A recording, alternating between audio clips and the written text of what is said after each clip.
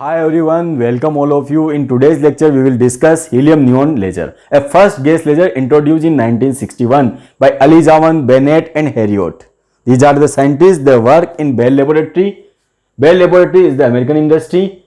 They start operation in 2025. They introduce many devices like lasers, photovoltaic cells, transistors, languages like C, C++, operating system, Unix operating system, laser disc. They introduced many devices.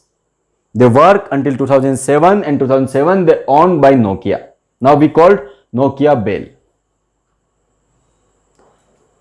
जो scientist Bell laboratories में काम करते थे they won Nobel prize 9 times और उनमें से जो scientist थे Ali Javan, Bennett and Herriott, they also won Nobel prize by introduce helium neon gas laser, first gas laser.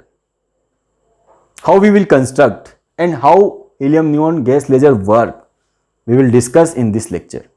So first we start with the construction, how we will construct neon gas laser को construct करने के लिए हम क्या करते हैं, एक Pyrex tube use करते हैं जिसकी लेंथ ज्यादा होती है, विड्थ कम होती है. लेंथ कितनी होती है 25 to 40 सेंटीमीटर, विड्थ होती है 2 to 10 mm. और ये जो ग्लास ट्यूब है इसके अंदर हम हीलियम नियॉन गैस फिल्ड करते हैं 10:1 रेशियो.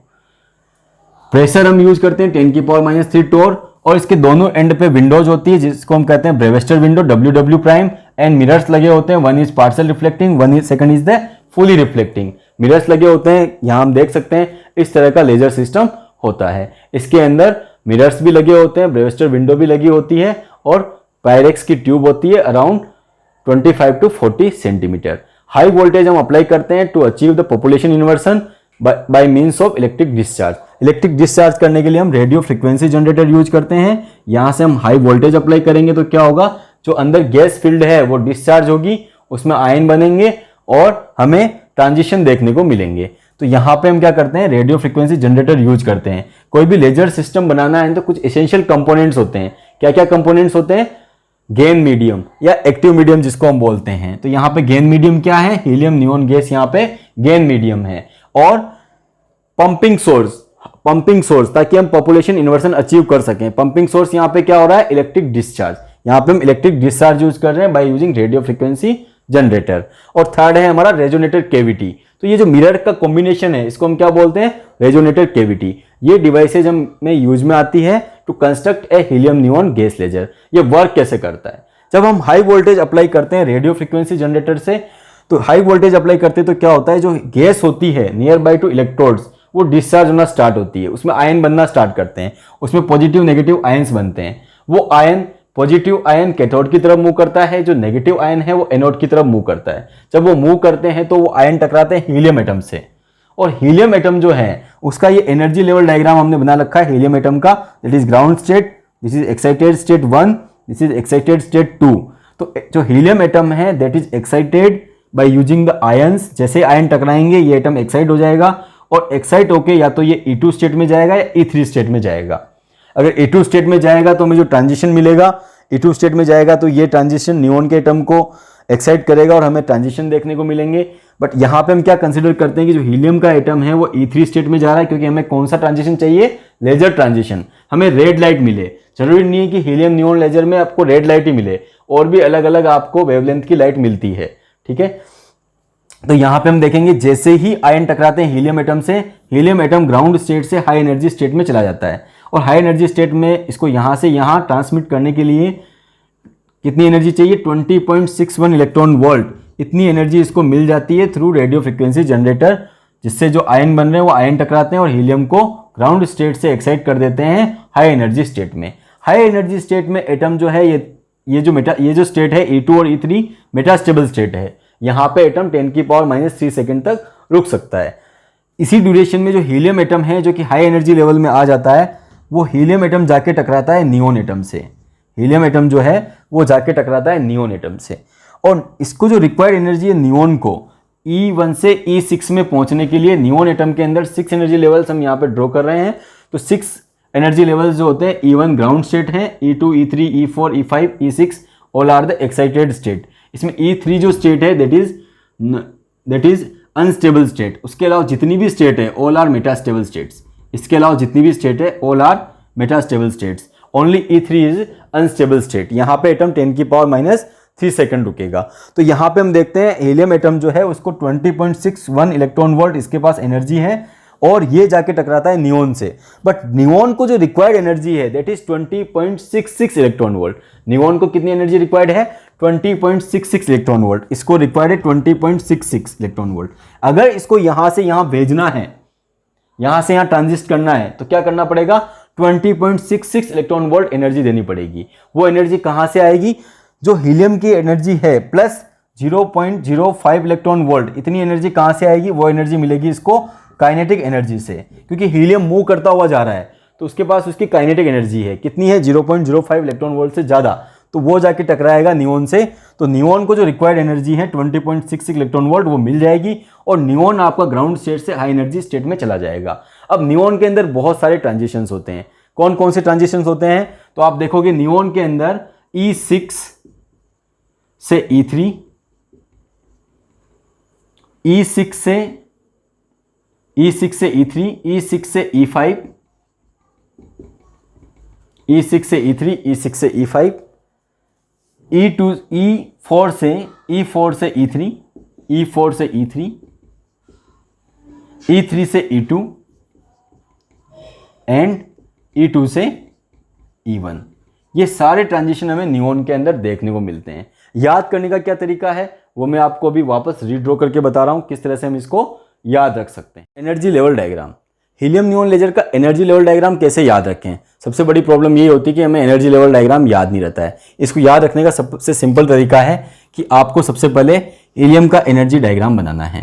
तो हीलियम का आपको एनर्जी डायग्राम बनाना है। 1, 2 और 3 लाइन्स आप ड्रॉ कर लें। दिस इज द हीलियम का, ये हीलियम का एनर्जी लेवल डायग्राम हो गया। इसको किस तरह से लिखेंगे? यहाँ पे लिखेंगे हीलियम एटम, ठीक है, और यहाँ पे लिखेंगे E1 helium, E2 helium, E2 helium and E3 helium. सबसे पहले हीलियम का आप एनर्जी लेवल डायग्राम बना लें, क्योंकि इसका हीलियम नियोन गैस लेजर में एनर्जी लेवल डायग्राम बहुत इंपॉर्टेंट है। अब इसी के रेस्पेक्ट में आपको नियोन का एनर्जी लेवल डायग्राम बनाना है। ये याद रखना है, हीलियम में 3 एनर्जी लेवल होंगे, नियोन में 6 होंगे। तो यहां पे आप फर्स्ट 3 तो इसके रेस्पेक्ट में बना ले, 1, 2 एंड 3। सेम इसी के रेस्पेक्ट में जो आपने डायग्राम बनाया हीलियम का, उसी के रेस्पेक्ट में आपके नियोन के एटम के भी 3 एनर्जी लेवल बन जाएंगे, 1, 2, 3। उसके बाद क्या करना है? इसके बीच में जो स्पेस है वहां पे एक ड्रॉ करना है और एक यहां पे इक्वल डिस्टेंस पे आपको एक ड्रॉ करना है और एक यहां पे ड्रॉ करना है। इस तरह से आपको 6 एनर्जी लेवल बनाने हैं और इनको नाम क्या आप दोगे? E1 neon, E2 neon, E3 neon, E4 neon, E5 neon and E6 neon. इस तरह से आपको इनको नाम देने हैं। अब यहां पे क्या याद रखना है?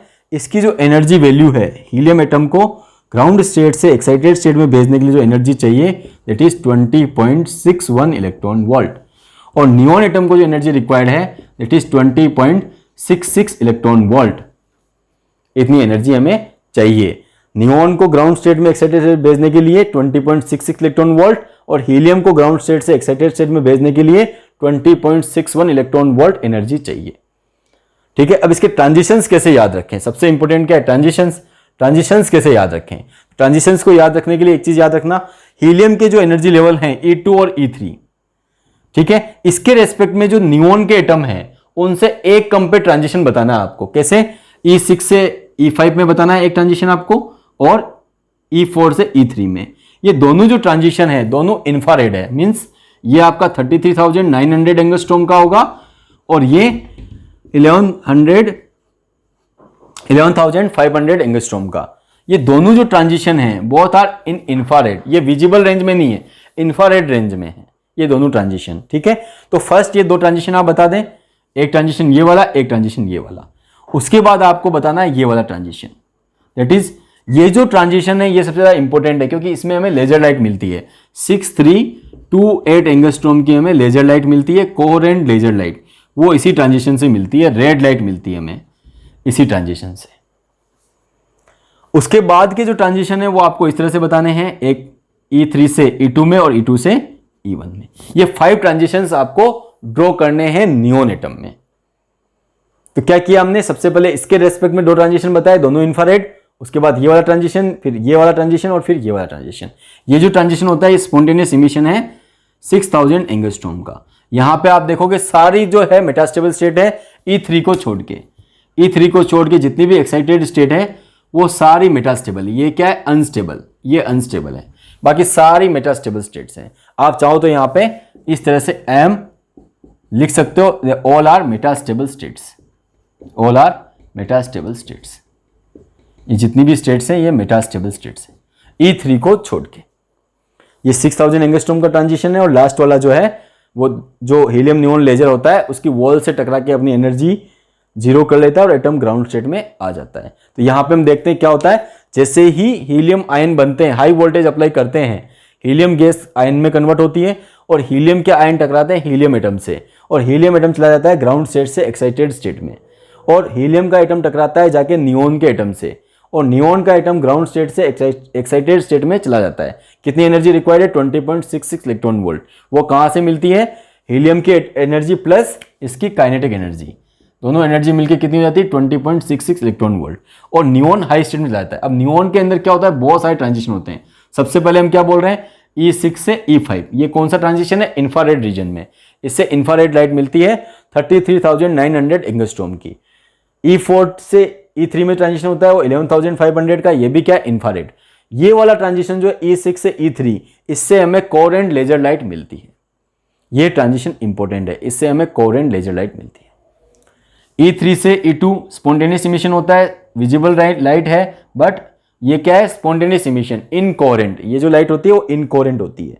और लास्ट में एटम क्या करता है, एनर्जी बहुत कम बचती है, हीलियम नियोन लेजर की वॉल से टकरा के अपनी एनर्जी जीरो कर लेता है और ग्राउंड स्टेट में आ जाता है। This is the entire process, energy level diagram of helium neon laser. यहां पे हम लिखते हैं हीलियम एटम, ये है हमारा नियोन एटम। इसको हम बोलते हैं energy level diagram of helium और नियोन एटम। और इसी से हमारा हीलियम नियोन लेजर वर्क करता है, इसी से हमें कोहेरेंट लेजर लाइट मिलती है। अब आप सोचोगे स्टिमुलेटेड इमिशन कैसे होता है, तो यहां पे आप देखोगे ये जो ट्रांजिशन है इसमें और भी एनर्जी लेवल होते हैं। वहां से जो फोटोन आ रहा होता है वो क्या करता है, इस वाले ट्रांजिशन को स्टिमुलेट कर देता है और हमें हाईली कोहेरेंट लेजर लाइट मिल जाती है। जो लेजर लाइट मिलती है वो हाईली कोहेरेंट होती है। उसके बाद क्या होता है, जो लेजर लाइट हमें मिल रही है वो हीलियम नियोन लेजर के अंदर जो रेजोनेटर कैविटी है उसमें वाइब्रेट करती रहती है। क्यों, क्योंकि एक जो मिरर है वो 98% रिफ्लेक्ट करेगा, दूसरा वाला मिरर 100% रिफ्लेक्ट करेगा। तो कुछ पार्ट रिफ्लेक्ट होगा, मैक्सिमम पार्ट रिफ्लेक्ट होगा, कुछ पार्ट जो है वो ट्रांसमिट होगा। फिर आप देखोगे कुछ पार्ट ट्रांसमिट होगा, बाकी पार्ट रिफ्लेक्ट होता रहेगा। तो रिफ्लेक्ट होने की वजह से क्या होता है, जो लाइट है उसका एम्पलीफिकेशन हो जाता है और हमें continuous highly intense laser light मिलती है, जिसके बहुत सारे एप्लीकेशन हैं। जो बेल टेक्नोलॉजी ने इसको इंट्रोड्यूस किया था हीलियम नियोन लेजर को, इसको यूज किया था 1978 में तोशिबा और NEC, जापानीज कंपनी थी। उन्होंने लेजर डिस्क में जो साउंड डिस्क वगैरह होती थी उसमें सबसे पहले हीलियम नियोन गैस लेजर को यूज किया था। आजकल हम यूज करते हैं सेमीकंडक्टर लेजर्स यूज करते हैं क्योंकि वो बहुत कॉम्पैक्ट होते हैं। इस लेजर सिस्टम के दोनों ही जो ग्लास प्लेट है, ग्लास ट्यूब है, उसके दोनों तरफ हम ब्रेविस्टर विंडो यूज करते हैं। ब्रेविस्टर विंडो का क्या काम है, ब्रेविस्टर विंडो जस्ट हमें पोलराइज लाइट देती है, प्लेन पोलराइज लाइट, क्योंकि वो 45 डिग्री पे होती है तो पर्टिकुलर वाइब्रेशन को अलाउ करती है, तो हमें प्लेन पोलराइज लाइट मिल जाती है। This is all system is called helium neon gas laser. Okay, तो नेक्स्ट लेक्चर में और कोई लेजर सिस्टम हम डिस्कस करेंगे। यहाँ आज के लिए इतना ही। Okay, bye.